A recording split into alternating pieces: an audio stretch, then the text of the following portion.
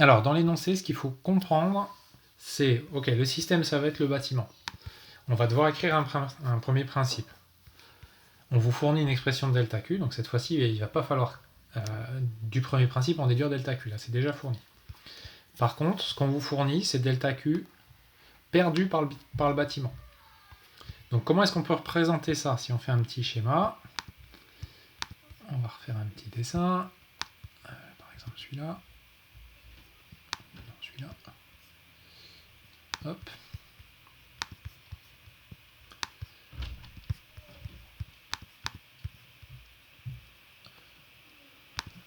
Donc ça peut se représenter comme ça. Votre bâtiment, que je vais représenter par un joli rectangle. Donc ça, c'est votre bâtiment. Je le représente comme un rectangle, peu importe, hein, c'est juste pour représenter le système. Et donc du coup, ce bâtiment, c'est votre système.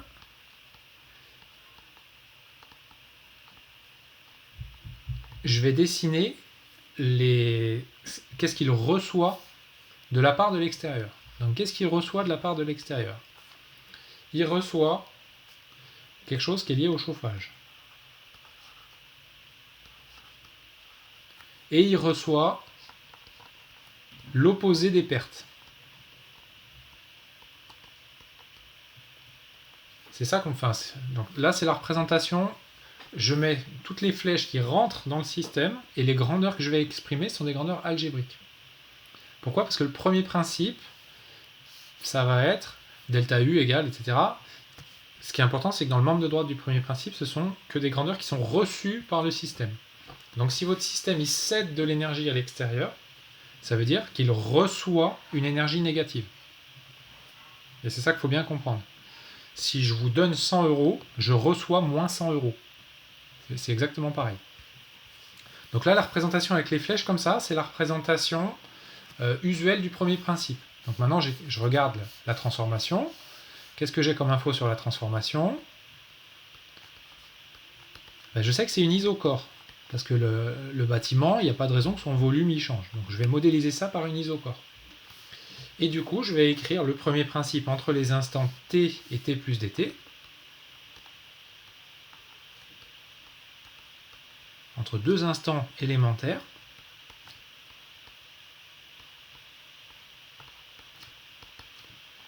Je vais écrire ça, petit du, comme la petite variation d'énergie, égale la somme de tout ce qui est reçu. Il n'y a pas de travail, parce que c'est isocore. Je reçois plus PDT de la part du chauffage. Donc ce terme-là, c'est ce terme-là. Et après, je reçois moins les pertes. Donc les pertes qui s'écrivent A, C, T moins T0 fois dt. Et le signe moins ici, il est important. Ce signe moins là, il traduit le fait que je reçois moins les pertes. Qu'est-ce que je fais après? J'explicite ma variation d'énergie interne, que je vais faire là, ici. Je dis que du, c'est grand C dt, parce que je travaille à volume constant. Donc j'ai le droit d'écrire ça. Que le système soit un gaz parfait ou autre chose. Ça, c'est pas important. Comme je suis à volume constant, j'ai le droit d'écrire ça. Et après, j'ai plus qu'à regrouper. Donc quand vous regroupez, vous allez pouvoir diviser par dt. Et il va rester, je vais le faire à droite là. Donc il va me rester C dt sur dt égale moins A ct moins t0. Là j'ai un problème. Plus P. Comme ça. Ok? Et donc après, j'ai plus qu'à mettre sous forme canonique et j'obtiens la forme qui était proposée derrière. Ça, c'est une première façon de représenter les choses. C'est la façon qui est adaptée à comment je vous ai enseigné le premier principe cette année, à savoir un système reçoit des choses. J'anticipe un petit peu pour ceux qui sont déjà dans l'après. Une autre façon de résoudre le même problème, mais en pensant un peu différemment. Alors attention, ça va faire une explosion. Hop. Une autre façon de résoudre la même chose, c'est de prendre le bâtiment comme un certain stock d'énergie. Donc le bâtiment, il a un certain stock d'énergie. et de se poser la question, qu'est-ce qui va faire varier ce stock? Donc votre stock d'énergie, donc c'est l'énergie interne, il peut augmenter parce que vous devez apporter d'énergie. Et il peut diminuer parce que vous perdez de l'énergie.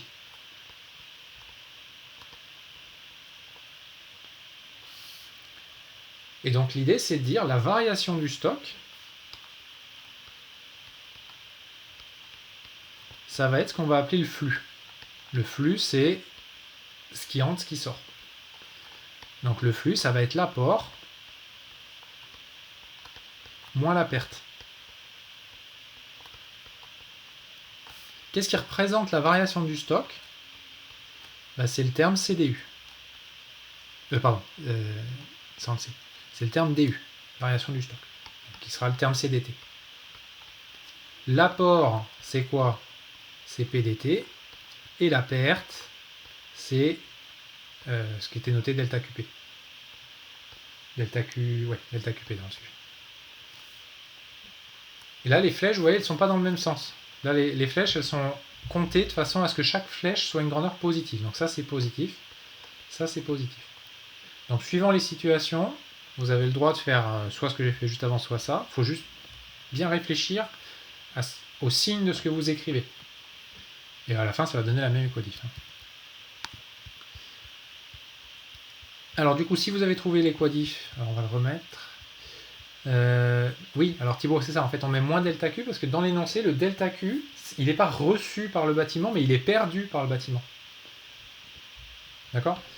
Un moyen simple de le comprendre, c'est que si vous regardez l'expression de delta Q, attendez, je vais le remettre là, je vais le réécrire là, l'expression qui est fournie dans l'énoncé, c'est delta QP égale A T moins T0 fois dt.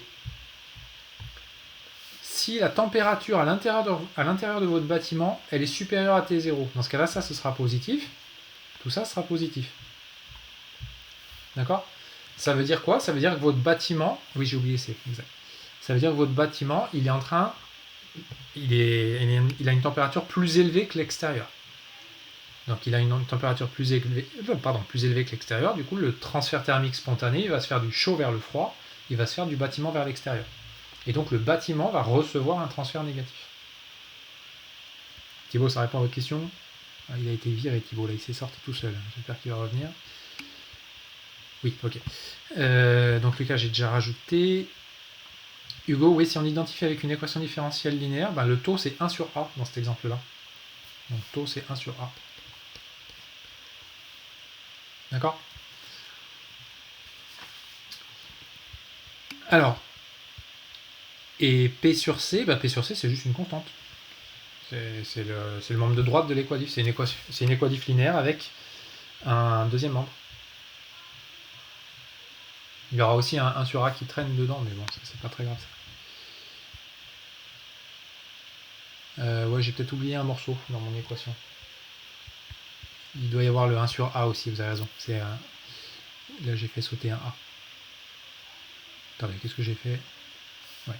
J'ai oublié dans l'équation, j'ai oublié un A dans le membre de droite. D'accord? Je l'ai écrit trop vite. Alors du coup, on va finir la correction de ce truc-là. Je vais vous montrer la suite. Alors, on va faire comme ça. Mais comment il apparaît ce 1 sur 1? Alors attendez, je vous projette... je vous projette la version avec la correction. Ça sera plus simple pour cet exercice. Ici. Si ça marche. Tac.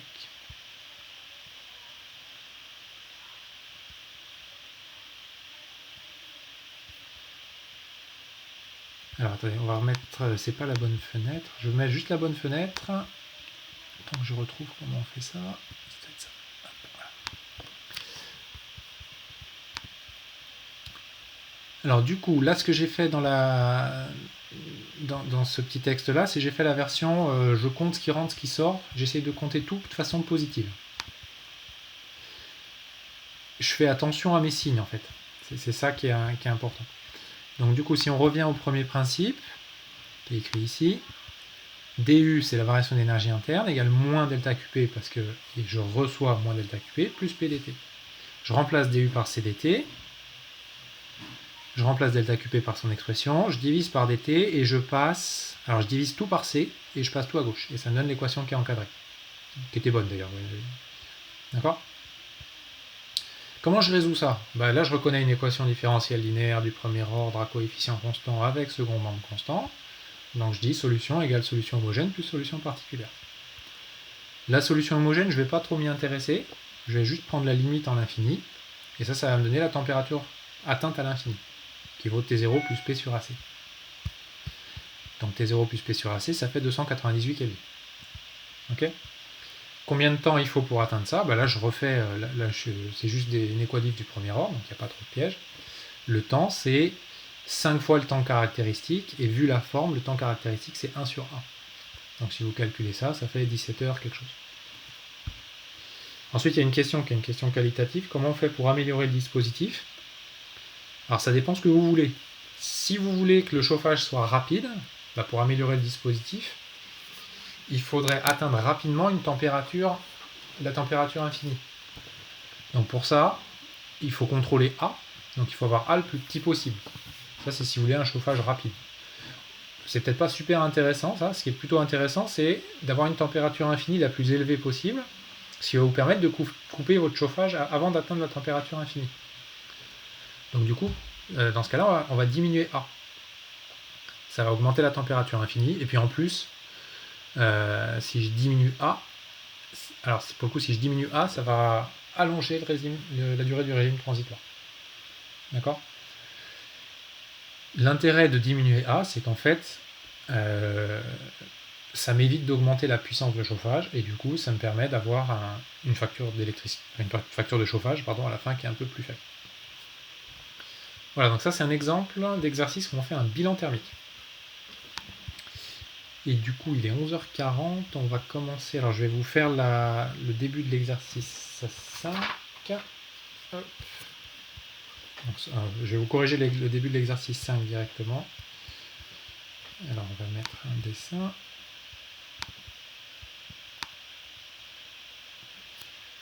C'est où ?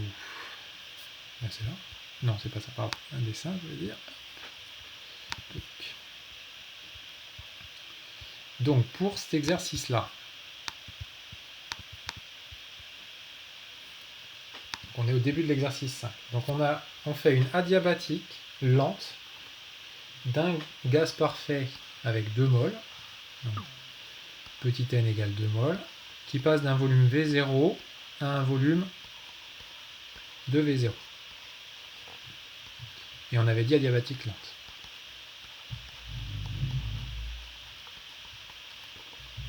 Et je vous avais dit, comme idée de départ, c'est de découper en une petite transformation ici, où je passe de T à T plus dt, et de V à grand V plus dV. Et ça, je le fais aussi sur une adiabatique lente. Donc cette transformation-là, elle va être mécaniquement réversible. Je vais écrire le premier principe, pas sur la transformation globale, mais juste sur la transformation élémentaire, que j'appelle alpha. Donc comme c'est une transformation élémentaire, j'écris le premier principe avec la notation élémentaire. Donc j'écris du égale le travail élémentaire plus le transfert thermique élémentaire. Il n'y a pas de variation d'énergie cinétique macroscopique. C'est adiabatique, donc ça part.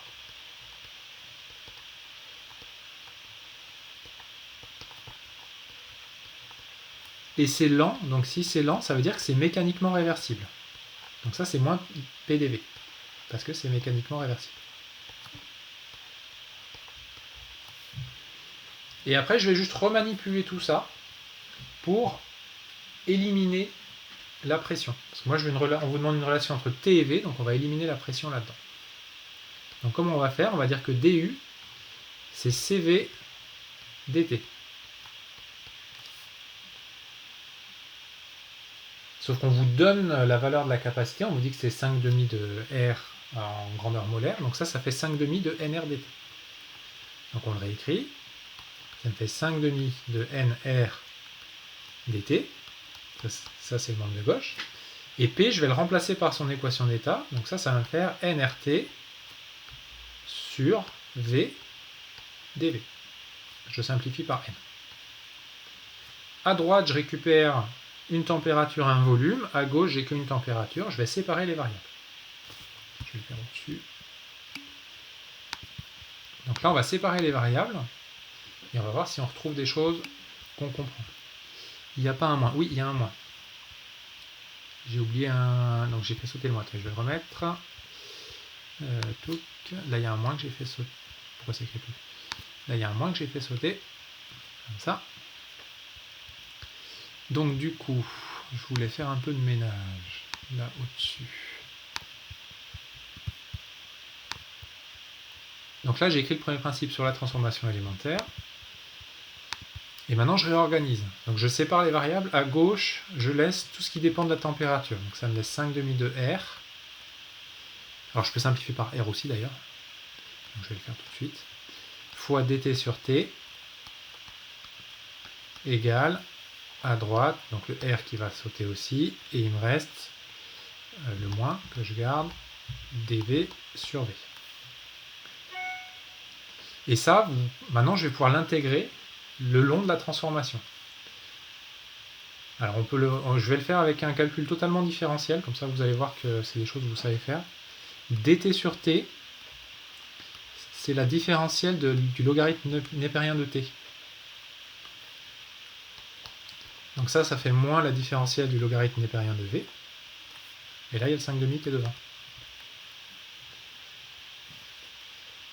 Du coup, après, j'ai plus qu'à remettre tout ça ensemble. Donc du coup, ça me donne quoi? Ça me donne d de ln de t puissance 5 demi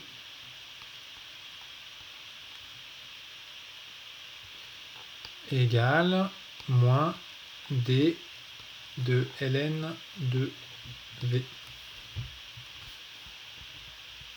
Et si les deux différentiels sont égales, ça veut dire que les deux fonctions sont égales à une constante près. Donc alors attendez, on va refaire un petit ménage.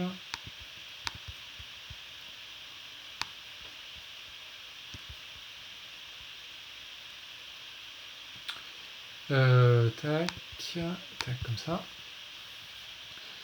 Donc du coup, je vais repasser le ln de v de l'autre côté. Ça va me faire d de ln de t puissance 5 demi fois v égale 0. Donc du coup, ça me fait t puissance 5 demi fois v égale constante.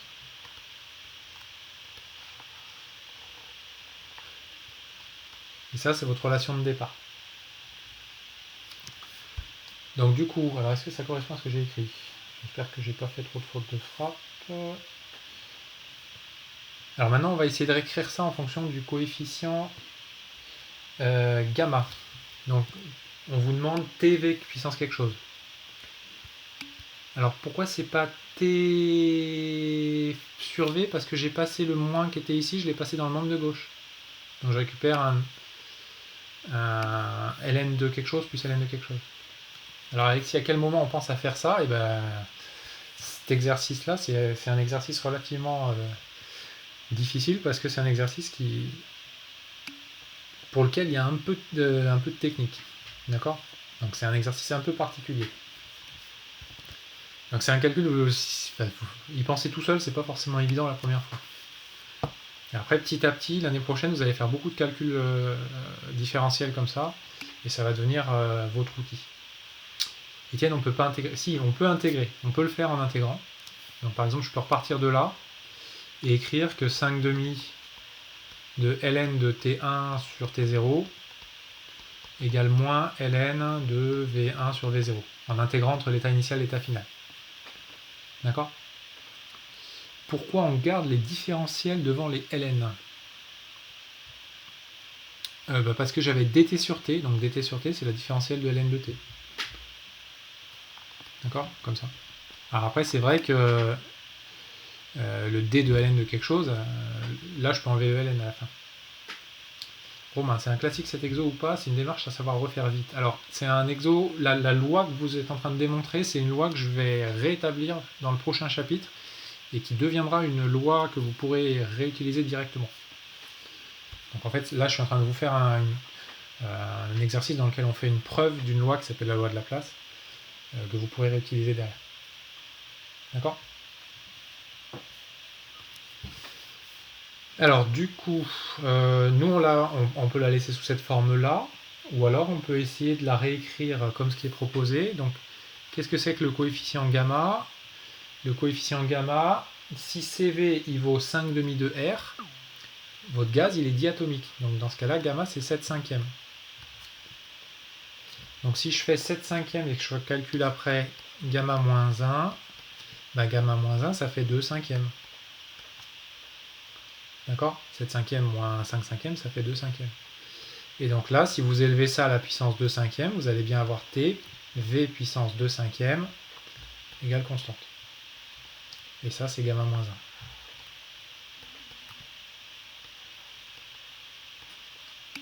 1. Ok? Pourquoi gamma égale 7 cinquièmes? CVM égale 5 demi de R. Donc ça, si vous voyez ça, vous devez dire, ok, c'est un gaz parfait diatomique. Si CVM vaut 5 demi de R, je vais l'écrire en dessous. 5 demi de R. Dans ce cas-là, CPM, d'après la loi de Mayer, il vaut 5 demi de R plus R, donc il vaut 7 demi de R. Et donc gamma, qui est CP sur CV, il fait 7 cinquièmes. 7 cinquièmes, c'est une valeur à connaître, parce que c'est le coefficient de Laplace de l'air. Et il y a beaucoup de situations où vous allez faire des transformations avec de l'air. Alors du coup, après, on vous demande de déterminer la température T1. Bah là, c'est facile, il suffit d'appliquer la loi qu'on vient de poser là, que je vais réécrire, du coup, je vais faire un peu de ménage. Et on va l'appliquer cette fois-ci entre l'état initial et l'état final. Donc je vais laisser la loi. Je peux l'effacer là. Tac.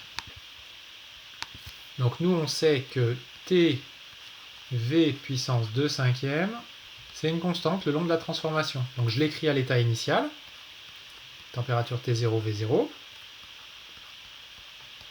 et je l'écris à l'état final, température finale qu'on cherche, fois le volume final qui était 2V0. Et après, j'ai plus qu'à isoler T1.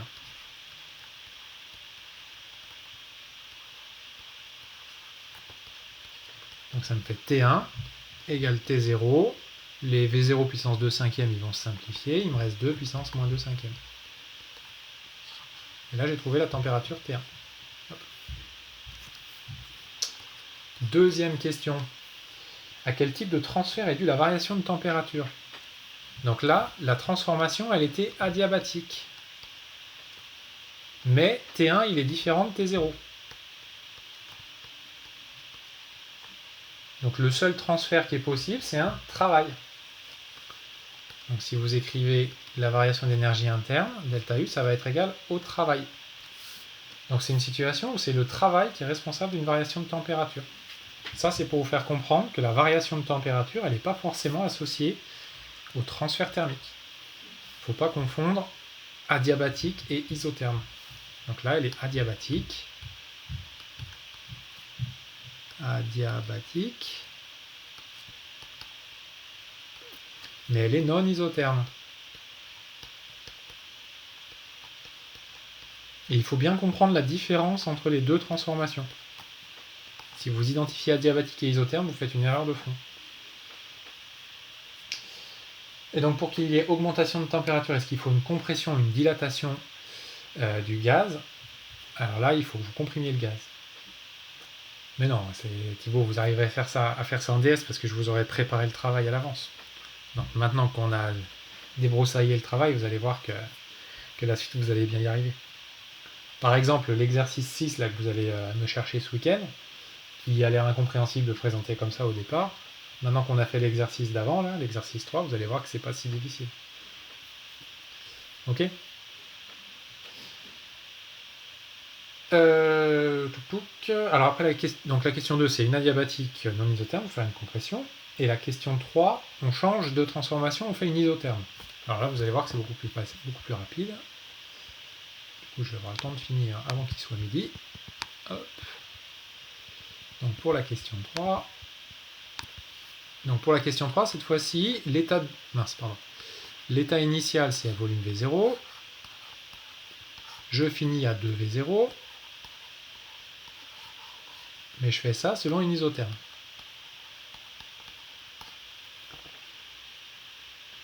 Variation d'énergie interne. Facile, 0. Ça, c'est la première loi de Joule.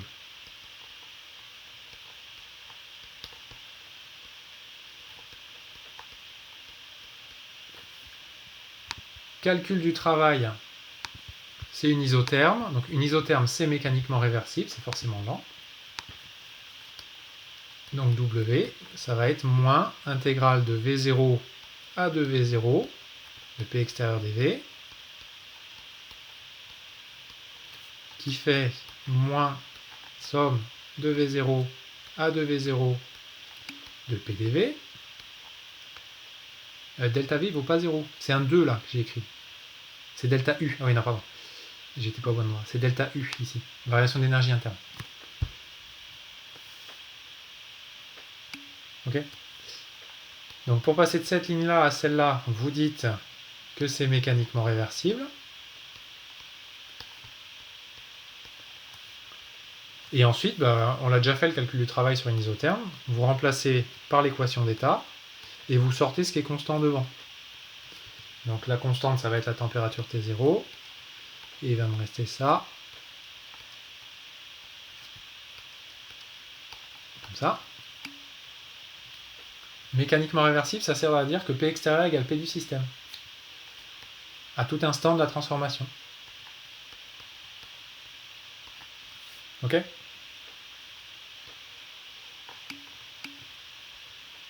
Et comment on le sait ? Parce que c'est isotherme. Donc une isotherme nécessite l'équilibre thermique à tout instant. Et l'équilibre thermique est plus long à obtenir que l'équilibre mécanique. D'accord ? Un bon moyen de bien comprendre ça, c'est vous recevez une claque. À la fin, quand vous avez fini de recevoir votre claque, votre tête ne bouge pas, donc vous êtes à l'équilibre mécanique, mais votre joue s'échauffe pendant assez longtemps. Vous n'êtes pas encore à l'équilibre thermique. L'équilibre mécanique est plus rapide à obtenir que l'équilibre thermique. Donc si on vous dit que c'est isotherme, il y a équilibre thermique. Donc par extension, il y a équilibre mécanique. Ok ? Et donc oui, j'ai rien dit, je vous ai donné un exemple. Après, ça, on verra ça le 30 mai quand on fera le DS sur la thermo. On verra ça à ce moment-là. Et donc oui, Edine, il y a un ln de 2 qui apparaît. Donc ça fait un travail qui vaut moins nRT ln de 2.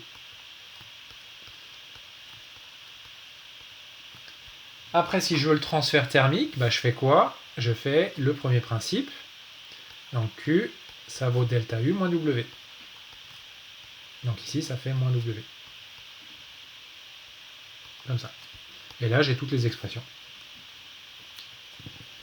Et on vous demande d'expliquer qualitativement pourquoi la température de ce système ne varie pas bien qu'il reçoive de l'énergie thermique. Donc là, vous êtes dans une situation où le système il reçoit un transfert thermique, mais de ce transfert thermique, qu'est-ce qui se passe ? Il va céder un travail à l'extérieur. Donc pour vous faire une représentation de ça, je vais refaire un petit ménage à gauche. Hop, ici. Comment vous pouvez faire concrètement pour faire cette transformation-là ? Vous pouvez imaginer un piston mobile avec ici une flamme. Donc là, vous avez une flamme. Donc cette flamme, elle fait quoi ? Elle apporte un transfert thermique, mais elle l'apporte tranquillement. Qu'est-ce qui va se passer du fait de l'apport du transfert thermique ? Vous allez commencer par augmenter l'agitation à l'intérieur, là, ce qui va faire pousser le piston.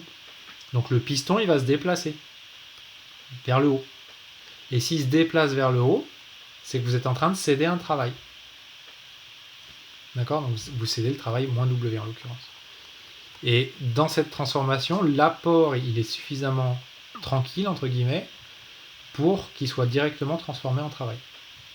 S'il y avait une variation de température, vous auriez stocké un peu d'énergie à ce niveau-là.